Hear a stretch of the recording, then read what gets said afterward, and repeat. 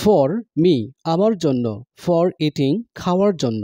So আমরা যদি এখানে ফরকে ব্যবহার করি তাহলে আমরা জানি ফর মানে জন্য। আর আরেকটা বিষয় শিখবো সেটা হচ্ছে ফরের পর যদি কোনো বার্ব আসে অর্থাৎ বার্ব দিয়ে বাক্য গঠন করি তাহলে সেই বার্বের সাথে আমাকে আইএনজি ব্যবহার করতে হবে। যেমন ফর ইটিং খাওয়ার জন্য। ওকে, আমরা প্র্যাকটিস করি।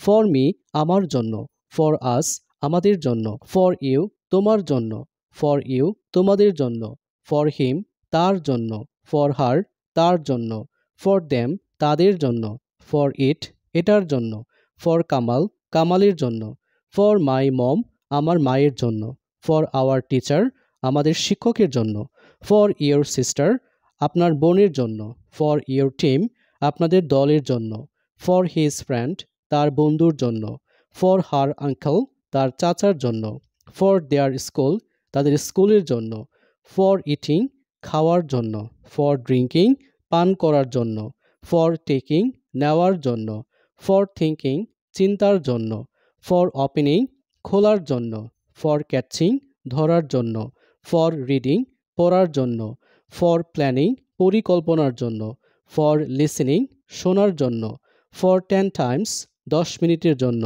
ফর ওয়ার্ক কাজ করার জন্য, ফর জয় আনন্দের জন্য।